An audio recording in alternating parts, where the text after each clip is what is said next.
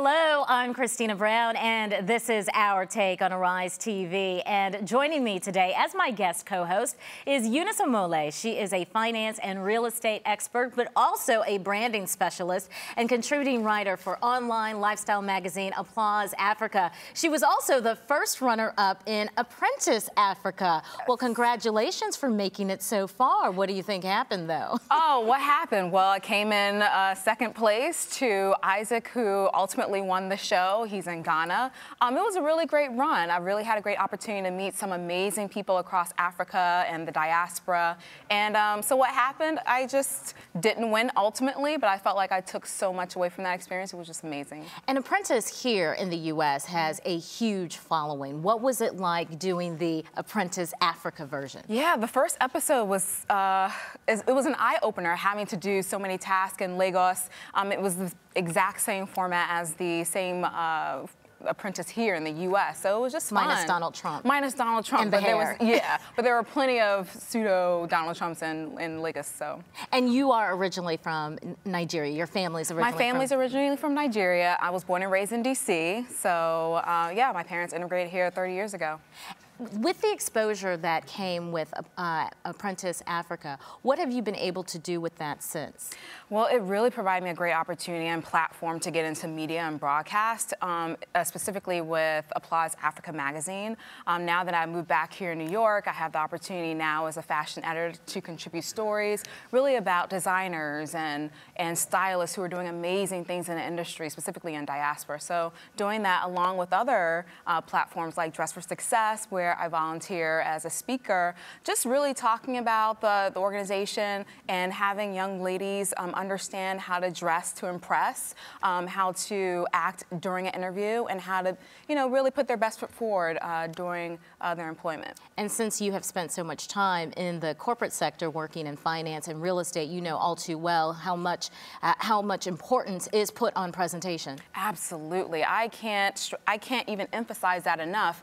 Funny enough, last night we had a seminar with some of the young ladies, and we just kept repeating over and over again, really, you don't have a second chance at a first impression. Like, as soon as you step out the door, as soon as you sit down in that interview chair, it's game on. So they found it pretty valuable to hear some of the things that we had to say, and it's provided a really great platform for me to be supportive and provide other people with really knowledge as far as on how to dress for success. Well, it is game on for you as well, yes. Eunice. I'm so grateful that you're joining me as my guest co-host today. We certainly have a lot going on in today's show. Thanks for having me. My pleasure. Well, topping today's Daily Take headlines right now, our continuing coverage of the killing of Trayvon Martin, the trial of George Zimmerman. Zimmerman's fate will be determined by women. The 6 main jurors in the second-degree murder trial of Hispanic watchman George Zimmerman are not only all women, but none are black. And there's only one possible Hispanic individual. Now, to discuss the latest development with this case is Debbie Hines, who was a prosecutor and now a trial attorney. She is based in Washington, D.C. Debbie, you joined us on Monday on our debut show of Our Take. And on Monday, you really called it. You said that this case, despite the fact that the defendant is a man, the victim is a man, you said that this case was going to center on women. Were you, though, expecting an all-female jury? It is so incredible that it's an all-female jury. I mean, you never get an all same-sex jury, regardless of what type of case it is. So I'm incredibly surprised. I mean, I did think that it would at least be 4 women, possibly 5 women, but to have an all-women jury, oh my God, it's just incredible. But the devil is in the details, and the details are not as what I wanted them to be. And when you talk about the devil is in the details, explain that a little bit further. Well, what I was hoping is that they would get a jury of women that would have children, sons, daughters that were around the same age as Trayvon Martin, within that age group, so that they would have more of a sense of, on a personal level, what it's like, what Sabrina Fulton and Trayvon's father are feeling. But what we really have are what appears to be very conservative jurors. So there's 2 jurors that are on the panel, that are on the actual jury, for which the prosecution did strike, but they didn't have a valid reason for striking them. And so they were actually put on the jury, meaning they didn't have a reason that was race-based neutral. What you have to be able to say is, I didn't just strike them because they were a white woman, and there's some black people coming up down the line. So those two are actually on the jury. There's one woman who does have a son or a child that's at least the age of Trayvon Martin. But the thing I don't like about her is that she goes on to say, as if it was Trayvon's fault, that she tells her children bad things can happen if you go out at night. So she doesn't sound like she's so good. And Debbie, we understand that when it comes to the community there in Seminole County, Florida, it is comprised of only 11% black, 11% African American. The absence of an African American, not only among the 6 jurors, but also the 4 alternates, that doesn't sound on the surface that that would bode well for the prosecution. Well, you know, you have to also put it in the context of the reality of Seminole County, because this is a conservative county. Yes, there are Democrats there, but it's primarily a Republican county. And so the blacks that were coming up on the jury, actually some of them I would have stricken. I mean, there is one of the jurors, he didn't make it, he was a black man, but to give you an example, he just spoke out and said he doesn't like Al Sharpton, nor does he like Jesse Jackson. Is that someone you really would want on the jury, although he is a black man? And that's what I mean by the devil is in the details. You have to go through the details and not just say, I want a black person, a black man, or a black woman on the jury, because in Seminole County, everyone is thinking, you know, from areas up here, New York, Washington, urban cities, that we're going to get a black person that's like a black person living in a more urban, major metropolitan area. We're not going to get Al Sharpton down there on the jury. We're more likely to get a Herman Cain type one. So, Debbie, I mean, I feel like just looking at the case and how it's been developing so far, I feel like this case has just been really laced so much with race overtones since the very beginning. And now we have this other layer of gender roles. So as far as the jury being all female, I'm just kind of curious to know, why was the prosecution, or excuse me, why was the defense so, it almost appeared excited that they were all women? And as a woman, I mean, you know, just correct me if I'm wrong, but typically women tend to be more emotional than men. So I'm just kind of surprised to see that the defense would find, you know, as if, okay, it's going to only take 4 weeks to, you know, really wrap this up, almost as if it's going to be leaning towards George Zimmerman. I think my question at this point really is, for women looking out into the courtroom, seeing both Trayvon's parents out there, wouldn't that just kind of strike an emotional chord and want to side with that, you know, side with that family and, you know, pretty much bring justice for Trayvon? Well, I think, like I said, I think it depends on the details that are available. And I'm not so sure that this makeup of this all-female, all-women jury is going to actually vote that way. Actually, I actually think that the woman who is the Hispanic juror, who was originally from Chicago, she was in Chicago, living in Chicago at the time of the shooting, she might be the most favorable one for the prosecution. I think as the jury shapes up now, I mean, I see, looking at it, there are 3 jurors that I would not have wanted out of the 6 on the jury. The woman who's originally from Iowa, who was in Iowa at the time, which is also a conservative area, and the 2 jurors that the prosecution did strike, but ultimately ended up on the jury. So yeah, I think the defense is quite pleased with this jury, unfortunately. And it's not about women again, it's about the details of these women on this particular jury. All right, Debbie Hines joining us live from Washington, D.C. with quite a bit of insight and, might I also add, fortune-telling, given what you had already told us on Monday. We will continue to come back to you for additional insight as this case develops. Thank you so much for joining us today. Thank you for having me. Thank you. Meanwhile, in other news, Syrian rebels have announced their receipt of a new cache of weapons. Earlier this week, following a U.S. announcement that the Syrian government had deployed chemical weapons, Obama said the U.S. would start sending military aid to the rebels. However, this recent announcement by Syrian rebels claiming that they have indeed received weapons does not mean that cash was supplied by the U.S. Moving on to Brazil, where Brazilian President Dilma Rousseff is staging an emergency cabinet meeting of her officials today to address the protests in her country that have now claimed the life of one teenager and led to the hospitalization of several people. The demonstrations have now resulted in looting. You can see the images there.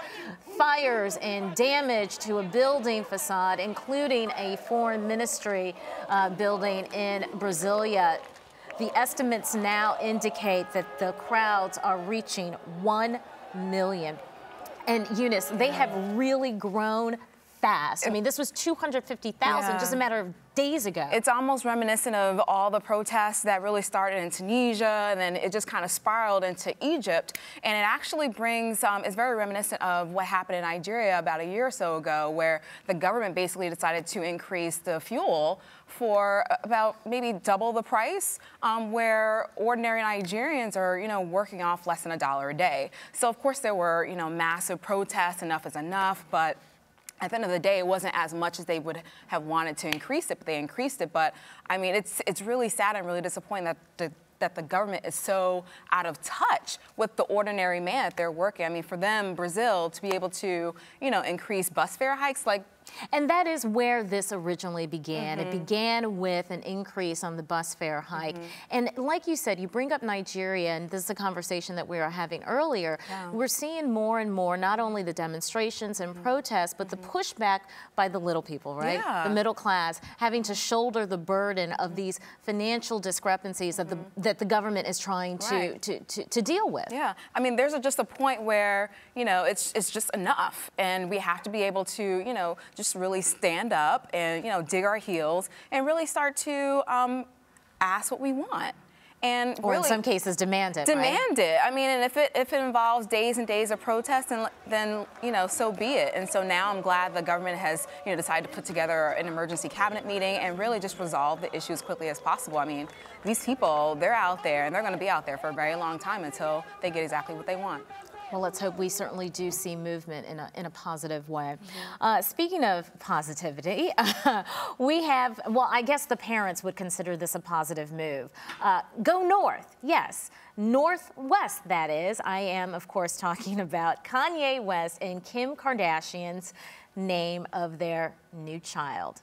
They will always, no pun intended, have an eye to the north. I'm serious, Eunice. Stop looking at me like that. They named their child North. Yeah, I just want to be clear. I'm like, okay, I know you kept alluding to going north and everything, but I'm just like, I'm still waiting for the name. That is and the so name. the baby's name, a girl, N-O-R-T-H. West. Northwest. That is the name of Kanye West and Kim Kardashian's new little girl. Now, think about it. If they had kept with the is the middle name still Donna? So North Donna West? If they had kept what are we doing? Like, Northwest? No, really, do you know where it originated? Well, I mean, Gwyneth Paltrow named her daughter Apple. Well, I'm just saying, but I do want to raise this point, and Debbie Mitchell. What does that mean? Debbie Mitchell, the executive producer, brought this up. Yes, Debbie, I'm giving you all the credit. If you think about it, though, if they had kept with the K's, which we have seen with the Kardashians, Kim, Khloe, Kourtney, Kenner. Yeah. Is it Kenner? Jenner. Okay, it doesn't matter. Anyway, it could have been Key West. Oh, wonderful. That's good, right? Cute, right? See, that I would have, I'm okay with that. I think I would have actually it's cute. Yeah. I think I would have dug Key West a little bit more than Northwest. I'm not sure. For me, a name is so powerful. I mean, you just think about it. North. North, North. They're going north. Well, we're not going anywhere, though. Keep it right here. We are discussing a lot of things on the show today, including our money. We have been dedicating all week long talking about money, money, money. And so it's time now for my shameless plug. I want to hear from you on Facebook and on Twitter. Join the conversation at #OurTakeAriseTV. And remember to leave your comments on our Facebook page, Our Take on Arise TV. Tell us what you think of what can be done to keep more money in your pocket and less money out at the store shopping. We'll be right back.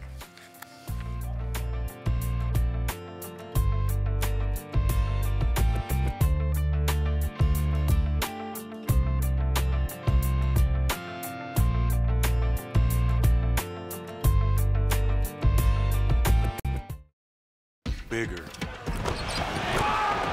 stronger, and more domineering than any other. Elephants are the centers of the animal kingdom, but unfortunately today, they're under attack. Tens of thousands are being killed each year just for their ivory. So please support conservation and never buy products made from ivory, because when the buying stops, the killing can too. Ndingululu Chumsila, mna ndingumama owasindayo kwi-cancer, i-cancer eyayisisibelekweni. Thina bantu, imistake yethu apha ikhoyo, kwawuthiwa umntu une-cancer, simjongela uba laa mntu ngomso uzosweleka.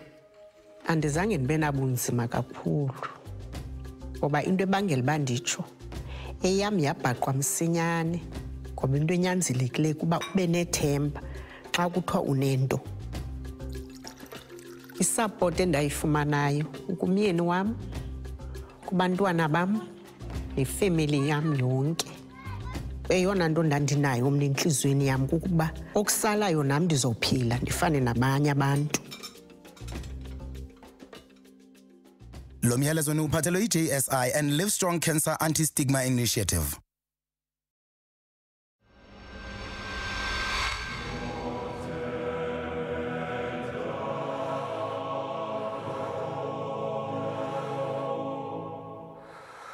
I wonder why anyone would do that to themselves. We all need air to breathe, to live, and so does the earth.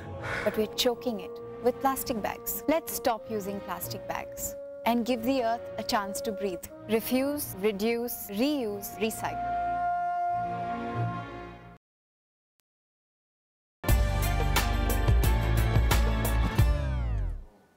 You are watching Our Take, and today we wrap up our week-long series, Our Money, which is dedicated to help you make sense out of your money. And today, the money coach, Lynette Calfani-Cox, the author of Zero Debt, The Ultimate Guide to Financial Freedom, joins us. Lynette, all week long, we have actually been hearing from viewers, and they have plenty of questions about what to do with their money, how to make more money. Let's listen in, and I'll have you respond on the back end.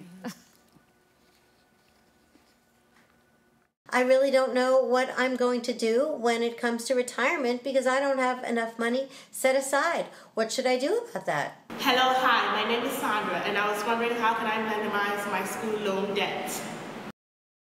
Is a big question. Both really good questions. Retirement, making sure that there's enough there when you do eventually retire, and student loan debt. And you're here to talk about that. That's right. And both of those topics, as you said, are weighty subjects because the first woman, I think, highlighted a problem for a lot of folks, which is I didn't save enough. I didn't plan adequately. And so a lot of people, unfortunately, really are going to have to work a lot longer. Some people are going to have part-time jobs that maybe they hadn't anticipated. Other people are going to have to think about certain investment products that might give them an income stream over the course of their lives. Some people think, oh, I'm not going to live that long. I'm not going to worry about it. But that's not the approach, obviously, that you should take. You really should be thinking, I could live into my 80s and 90s. When you look at advances in science and medicine and technology, people are living a lot longer. On the student loan front, this is a huge problem, especially here in America, where we've got over $1 trillion with a T, not a couple billion, $1 trillion in student loan debt, more than credit card debt, more than a whole bunch of other debts, you know, personal loans and car loans, stuff like that. And I think the issue for a lot of people there is, first, we need to stop letting our young people take on this debt in the first place.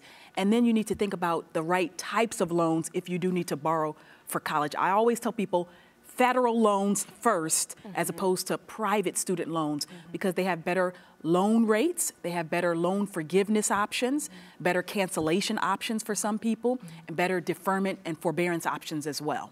You have a strategy in terms of dealing with debt. In step one, you say you have to write down exactly what you owe. Now, I'm curious, though, what you owe. Credit card? Are you saying include your house note, your car note? Is it everything, or is it a particular type of loan or debt that you first tally up? Sure. I think for a lot of people, they should start with the credit card debt because that's sort of, you know, the sort of shackle around a lot of people. again, many people have student loans, mortgage debt, auto loans, payday loans, you name it. A lot of folks have debt. But at the very least, I think you should start with the credit card debt, because a lot of people, frankly, put their heads in the sand. They want to play the ostrich game. They're like, I don't want to know, I don't want to see this. You know, they've gone for so long without really looking at the numbers in black and white. But frankly, if you really want to get out of debt, you have to know, what am I working with here? What's the actual problem? Most people guesstimate. A lot of people write me, they go to my site, askthemoneycoach.com, and they say, how can I get rid of my credit card bills, Lynette? Tell me what strategies I should use. And so one of my first questions is, okay, tell me the extent of the problem. Is it 8,000 or is it 80,000? Is it 22,000? Do they know? Most people absolutely do not. They guesstimate. They say, I think it's about, 15,000 or so. When they actually write it down, they find, oh my God, it's more like $24,000. And sometimes people are pleasantly surprised. They might go, I thought I had about, 20,000, and then it's maybe 13 or so, because they just haven't been keeping up with the numbers. So you start with write down what you owe, but then you say pay off those credit cards with lower balances first, than those with the higher dollar balance? Right, or those with the high interest rates as well. So this is a strategy that I recommend based on personal experience, having once been in $100,000 in credit card debt back in 2001. What were you buying? I know, it's crazy to admit, and it's the, we'll talk about that too. I've fessed up, so. But back in 2001, I had $100,000 in credit card debt. Fortunately, I was able to pay it all off in 3 years. I never missed a single payment. How in the world? And then I wrote this book about it called Zero Debt. It became a New York Times bestseller. It's done phenomenally well. For a lot of people, though, the reason I suggest, contrary to what a lot of personal finance experts say, the reason I suggest starting with your low dollar balances first is I want to give people an emotional jump start. I want to keep them psychologically motivated to pay off the debt. 99 out of 100 financial experts will say pay off your high interest rate credit card debt first. I understand the mechanics behind that strategy. They're trying to get you to pay fewer dollars in the long run and reduce your interest costs. Needless to say, mathematically, that makes sense. For real folks, though, in a common sense, practical way, it actually doesn't work for many people. Because when you're paying that high interest rate debt first, your balances are barely budging. So you might have $8,000 on one credit card, you're paying a $200 a monthly payment. You've done that for 3 or 4 months, and the next thing you know, you look up, that balance has only gone down by like $120 or something. And that has happened and you get to me. depressed about it, That has happened to me. So they don't stick with the plan. So when you attack the low dollar balance cards first, at least you can knock that card out, and it gives you emotional satisfaction and the will to sort of keep going with the plan. I was actually in that boat. I'm just putting all my business out there. Put it out there. I put mine out there. So I'm up next because we want to talk about student loans. Okay. Had a $10,000 credit card bill. I was around, let's say, $9,500 or so. Was paying $365 a month, and the following month, instead of my balance being reduced $300 or even $200, it was reduced only about $75. I know, because most of that money was going towards the interest, unfortunately. And this is another strategy that I recommend to people, because most people don't get it, how the credit card system works and how banks are obviously making their money off of you. You never want to just pay minimum payments. I teach people in my workshops, minimum payments now in the short run really mean maximum payments in the long run, because credit card companies only ask you to pay about 2% of the outstanding balance. That keeps them rich, but it keeps you in debt and broke month after month, year after year. You must exceed the minimum payment. I don't care if you can only put $25, $50, $100 extra towards it. Personally, I recommend you try to put 2 times the minimum payment, or maybe 3 times if you can stretch and do it, because that will get you out of debt a lot more quickly. So you've gone through a few steps. Write down what you owe, pay off credit cards. You also talk about exceed minimum payments, but you also suggest negotiating with your creditors and give your budget an overhaul. Right. A lot of people don't know you can do this, but yes, you can pick up the phone, call your credit card company and say, listen, I've been a customer for X years, 3 years, 5 years, 17 years, whatever it is. Can you offer me a better rate? You can even let them know, I just received a competitive offer in the mail from, XYZ company, another brand, another company that's issued a credit card. Can you match or beat this rate? a lot of times they'll want to keep you as their customers, so they will match or beat that offer, especially if you've been a good customer in terms of paying on time, even if it's just been minimum payments, but you've been actually paying and handling your debt. They'll lower your interest rate. One study was done that found that 75% of all customers who call and ask for a lower interest rate actually get it right there on the spot. I'm going to call today. So that's yours for the asking. I'm going to say Lynette told me to. Exactly. Lynette said that I could ask for a better interest rate. I'm going to hold you to that. And you know what else? If you have a credit card company that won't budge, who's to say you can't bounce? That's right. There are so many credit card offers. Literally, there are billions of solicitations that get sent out. Companies doing balance transfer offers, 0% offers, et cetera. Anytime you can nab one of those deals, if you're paying, say, 15% on your credit card and you've got, $10,000 in debt, well, okay, you're going to pay $1,500 in interest over the year for that. So if you get a 0% year-long balance transfer offer, you've just saved yourself $1,500. So take one of those deals.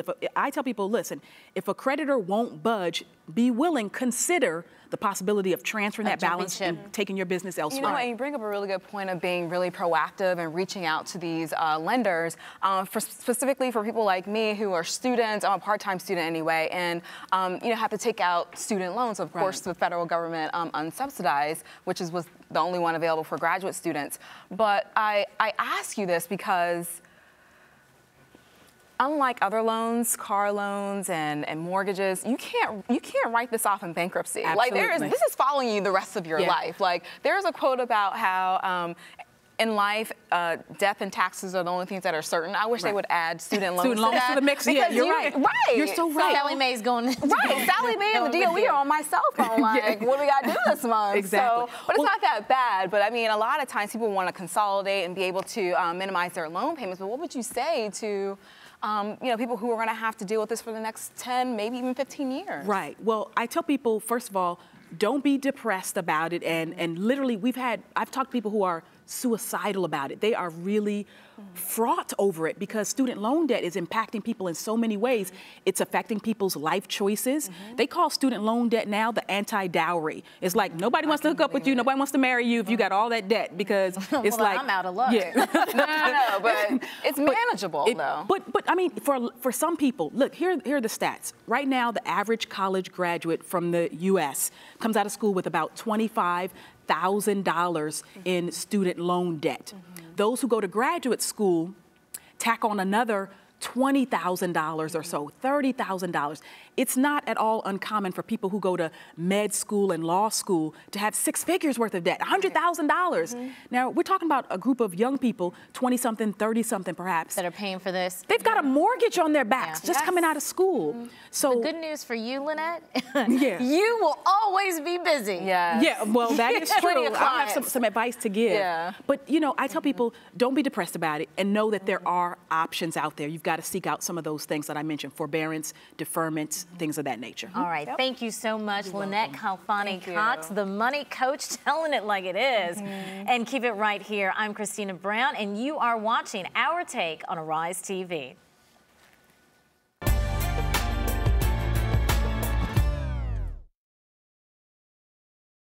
24 seconds. That's what you get to make it happen. You can run the break, find the big man inside, or swing it out and hit the 3. Grab the board, and you get a new 24, just like that. But unfortunately, for endangered animals, there's no reset. Many are now facing extinction, and when their clock runs out, they're gone forever. So please, support conservation, and never buy products made from these animals. There's no more time to waste. When was the last time you drank one of these? Last week? Today? Right now? Did you know how much sugar was in that sweetened soda or entire bottle of a sports drink? Read the label next time. In this can of soda, there are 39 grams of sugar. That means 10 sugar packets or 10 teaspoons of sugar. The American Heart Association recommends that preteens and teens don't intentionally add more than 32 grams of sugar, which is 8 sugar packets or 8 teaspoons, to their diets per day. On average, kids ages 8 to 14 consume between 21 and 33 teaspoons of sugar per day. That's 3 or 4 times the limit Yikes!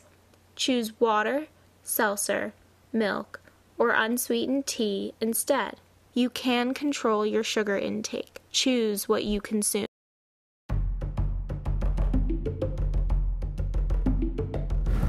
I came to Africa to see this. But I also found this. Every year, thousands of elephants are being killed just for their tusk. If we buy ivory, we're just helping the poacher. So please, don't do it. Because when the buying stops, the killing can too.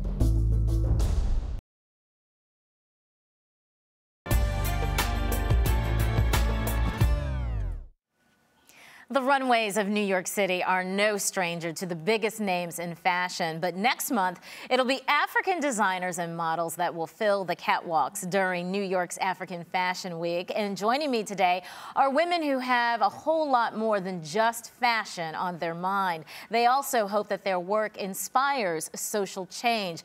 Adiat Disu is the founder of African Fashion Week, launching it in fashion capitals around the world, including New York City, Paris, and Berlin. And Mikaila Brown is a Jamaican-born designer whose African-inspired prints are essential to her Aaliyah Kim clothing line. Thank you both, ladies, for joining me today. Mikaila, I'm assuming that you're wearing one of your very own. I am. I have child soldiers on my shirt right here. And I want to get to that in just a moment, but I want to start with you, Adiat Disu, whose name I just absolutely love saying. What sparked your interest in having an African Fashion Week? Well, I always say this, when in 2010, I was at Mercedes-Benz, and when I saw a rise they had a collective during the Mercedes-Benz Fashion Week, and I saw how big, how beautiful we were, but I said, we are too big, we are too beautiful to just be restricted within that amount of time.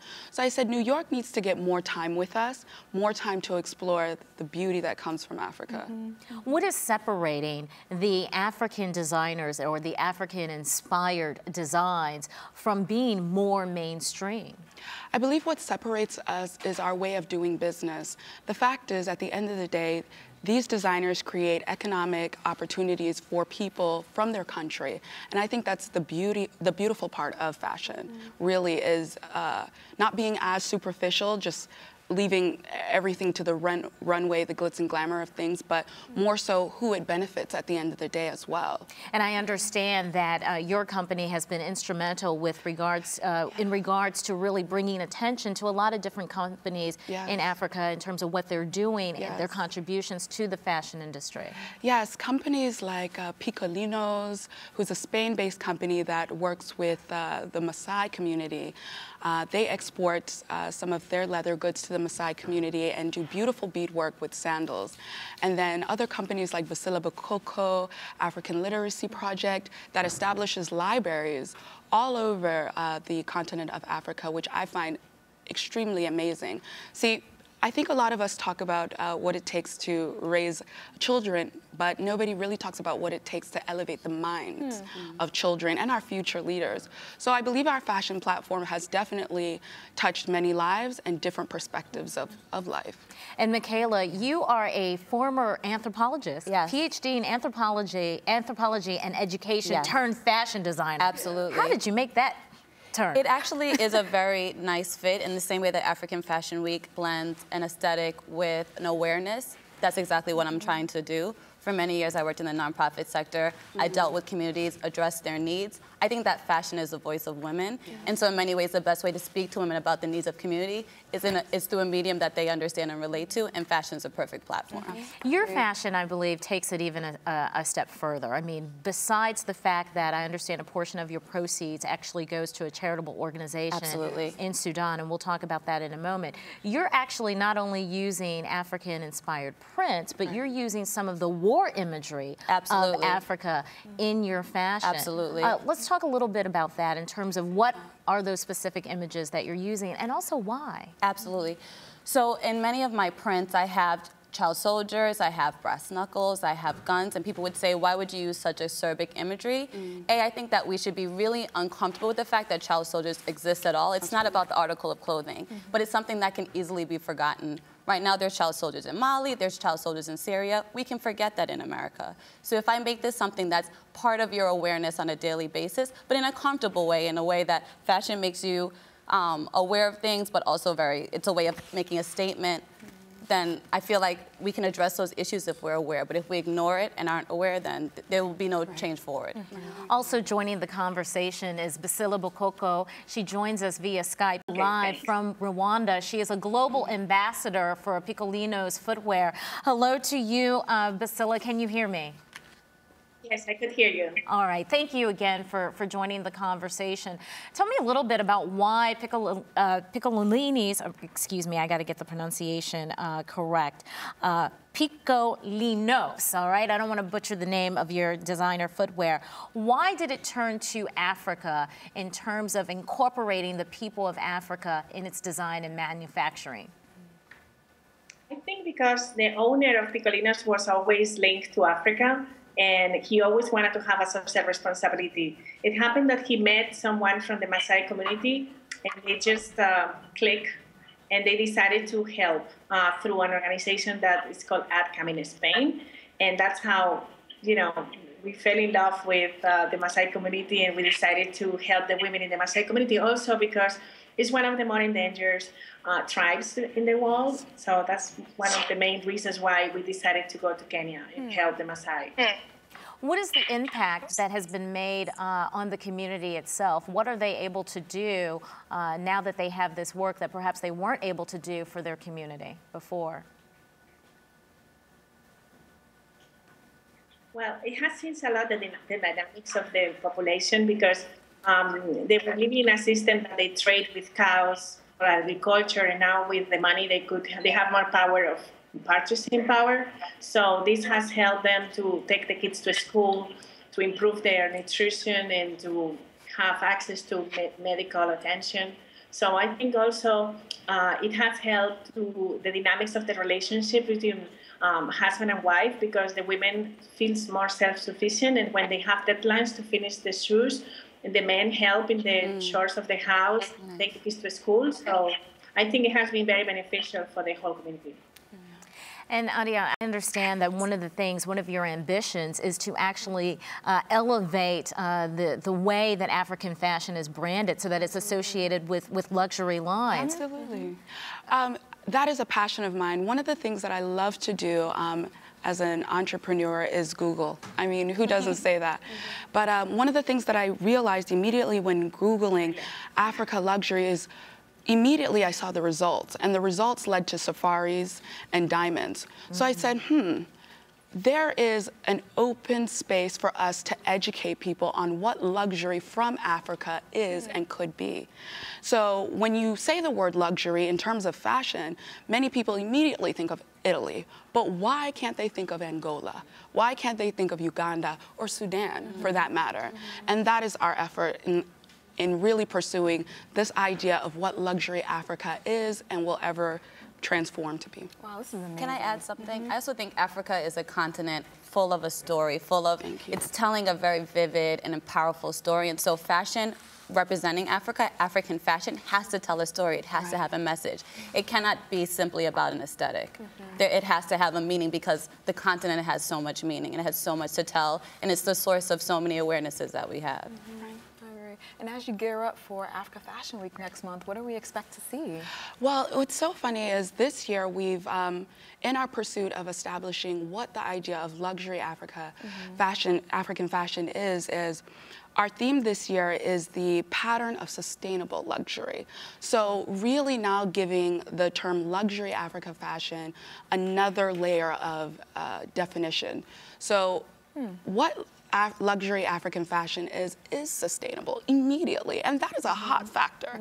Knowing that you're purchasing something that has established a community, that has allowed someone to go to school, that has allowed a mother to now, a mom from Africa to have a business and own that is hot. Yeah, so, I think it's hot that both of you have provided platforms for both, you know, not only just designers to showcase their work, but also, you know, raising awareness on the causes and issues on the continent. So I think I read somewhere about bear Bare Threads. Yeah. Yeah. Can you talk a bit about that? Sure. That It's a nonprofit that I'm also developing, and I think that fashion, it's geared toward children, particularly high school age children. And the idea behind the nonprofit is children would identify an issue in their neighborhood that they would like to see rehabilitated. It could be graffiti, it could be crime, it could be littering, and then they could make an article of clothing that raises awareness of that issue, sell that clothing, and the money go back to the rehabilitation of the issue. Right. So using fashion as a voice. Absolutely. Fashion, 100% how women dress, it communicates who you are to people who do not know you. Right. But the way that it's become such a global business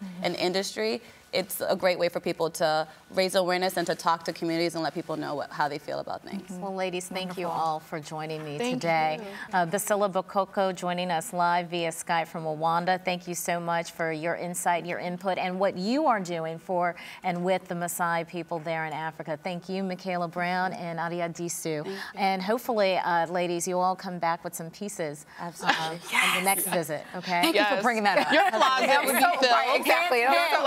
We'll get you dressed I'm so glad that was caught on camera. All right, thank you, ladies. I'm Christina Brown, and you are watching Our Take. I love it.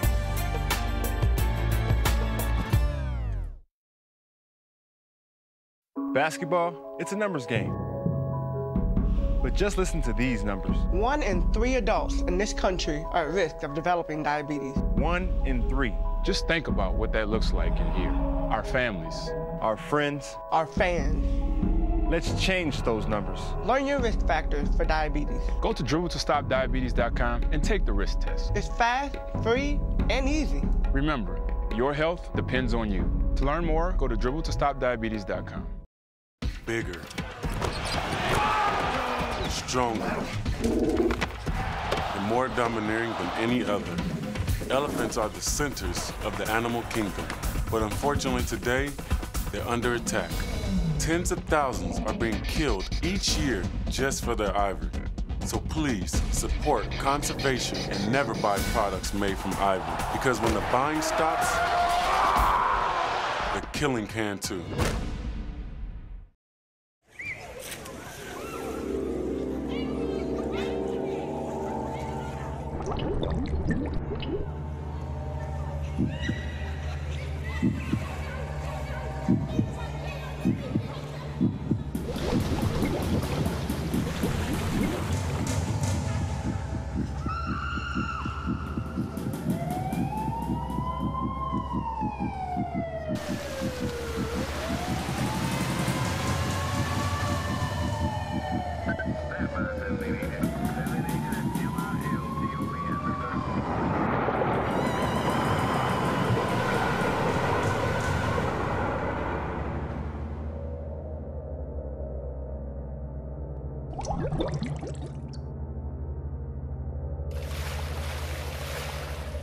Two-thirds of the earth is water. Can you swim?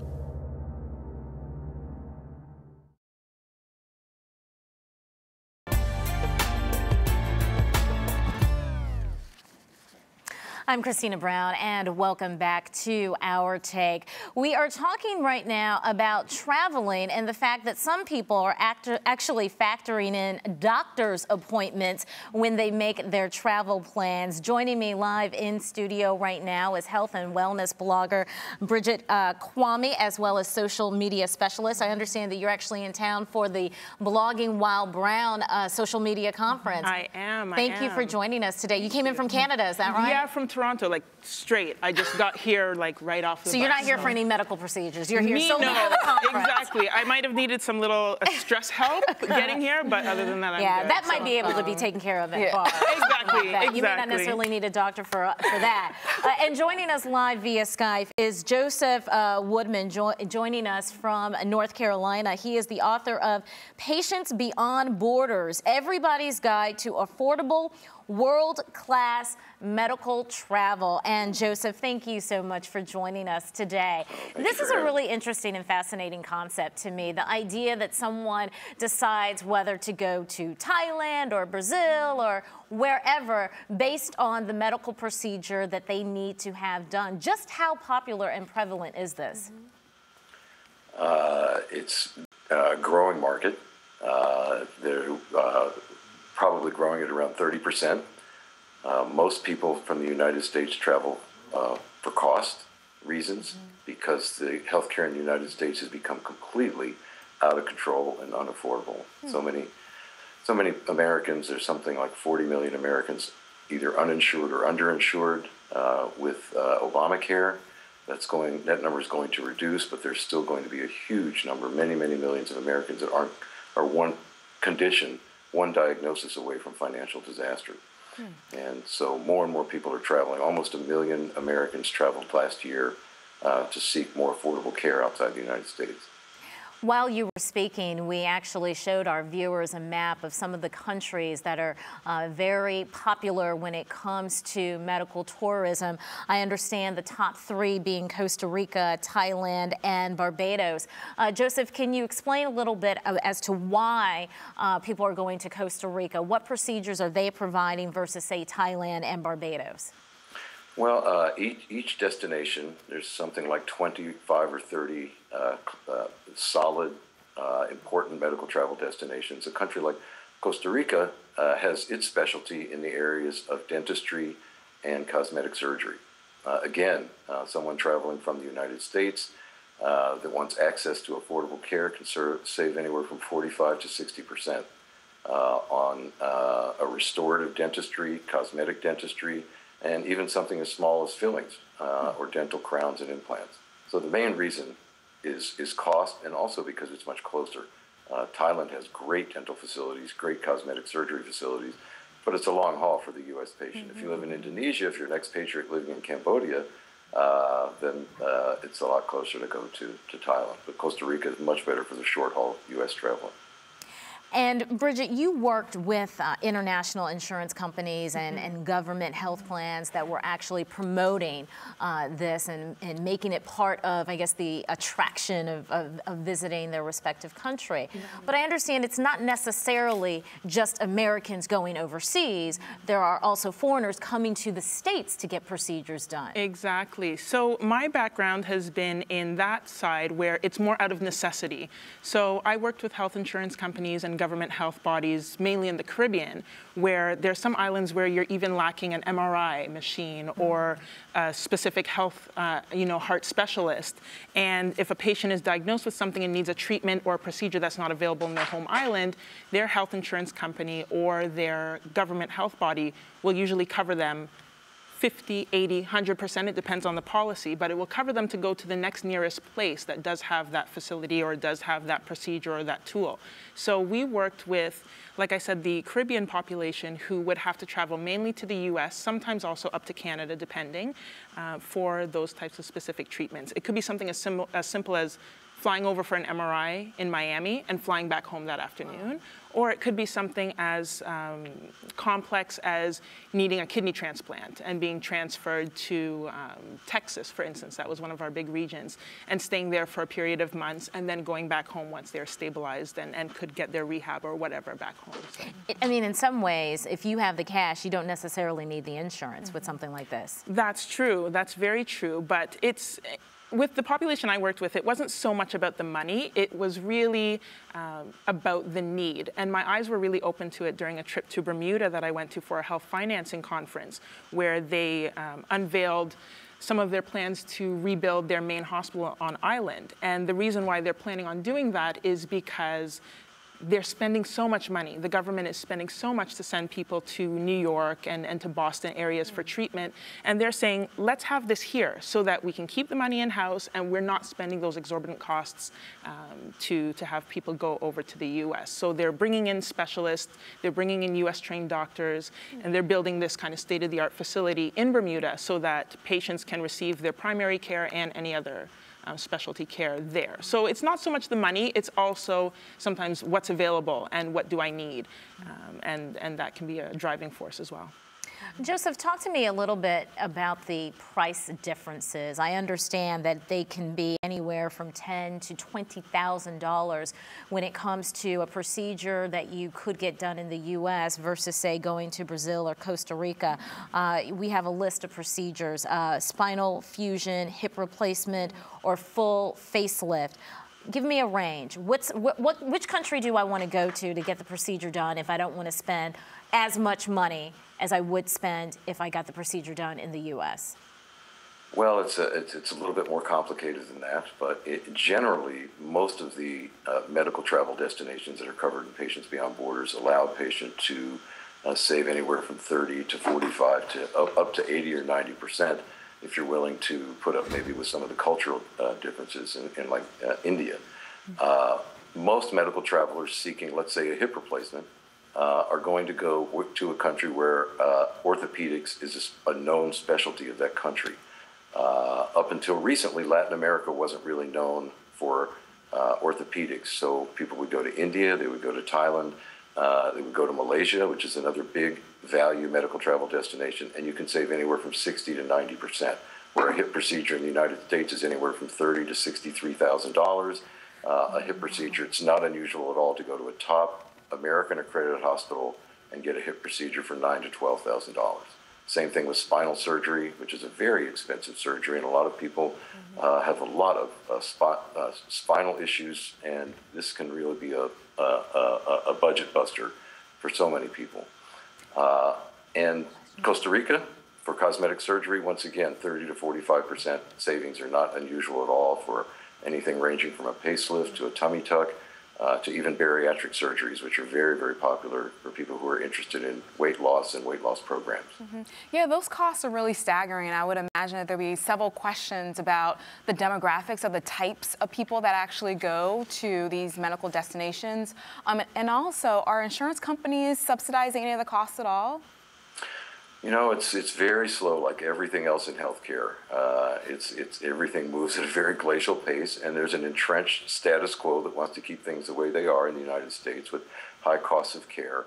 But yes, more and more international hospitals are coming under insurance programs, whether you're from the UK or from a country like Nigeria or the United States. Blue Cross Blue Shield has a large network. They have different programs, different claims structures, and some of them actually offer medical tourism policies with high deductibles, and then you can put these savings into your health savings account. And I understand, Joseph, that you also provide recommendations as to where people can go to ensure that the doctor or the hospital that they're going to overseas is accredited. In other words, they don't have to necessarily suffer from buyer's remorse, if you will, for lack of a better phrase. Well, yeah, I mean, that's why we wrote the book and researched it for almost 2 years. There are thousands and thousands of hospitals and clinics around the world. Healthcare quality has risen dramatically in the last 20 or 30 years, particularly in Asia, more recently in Latin America. And you have something like 500 American accredited hospitals that are accredited by the same agency that accredits U.S. hospitals like Cleveland Clinic and Mayo Clinic. Well, thank you so much, Josef Woodman. I'm sorry, I don't mean to cut you off, but I want to thank you very much for your insight. The name of your book is Patients Beyond Borders, Everybody's Guide to Affordable World-Class Medical Travel. Again, thank you for joining us today. And thank you Bridget Kwame, for joining us, coming right in from Canada. Absolutely. And thank you, Eunice. It has been fun. It's been a very fast hour. It seems like you just got here, right? I know. I'm just happy to be here. Thank you so much for inviting me. Thank you. All right. Well, I'm certain that I'll want to have you come back again. And Bridget, please come back again as well. And enjoy the Blogging While Brown conference. I will. Thank you so much. All right. I'm Christina Brown, and you are watching Our Take.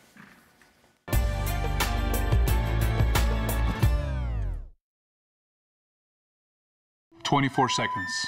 That's what you get to make it happen. You can run the break, find the big man inside, or swing it out and hit the 3. Grab the board, and you get a new 24, just like that. But unfortunately, for endangered animals, there's no reset. Many are now facing extinction. And when their clock runs out, they're gone forever. So please, support conservation and never buy products made from these animals. There's no more time to waste.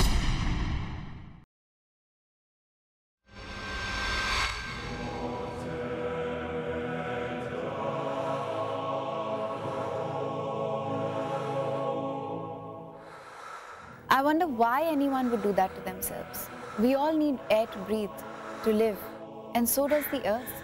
but we're choking it with plastic bags. Let's stop using plastic bags and give the earth a chance to breathe. Refuse, reduce, reuse, recycle.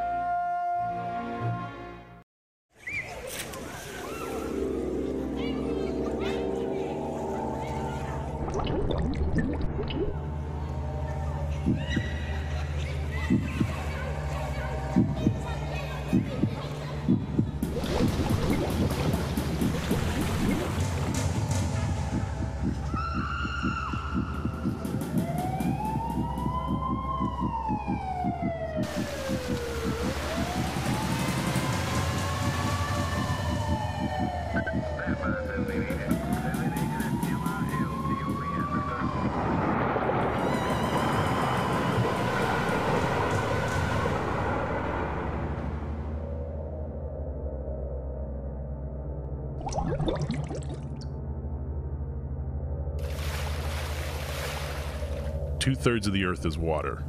Can you swim?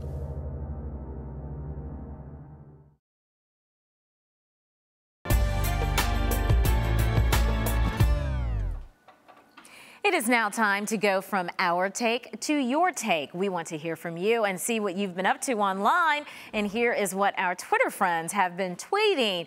Mikaila Angela D at Our Take Arise TV. It was such a treat to be a part of your new conversation. Mikaila Angela Davis, we loved having you yesterday during our segment about touch my hair. Also, it's Rita Ash. Why is plus size so frowned upon? Not everyone is built the same way. Love the skin that you are in. Again, another reference to a segment that we had yesterday about beauty on the plus side. Finally, something for us plus size divas. That tweet coming in from Golden Girl. And thank you for sending us your messages. We will read them live on the air, so keep them coming. Well, in today's Our World YouTube pick, it is all about the drumming. Djembe drumming, that is. A little 2-year-old boy was at the time feeling the music, literally. Let's take a look and listen.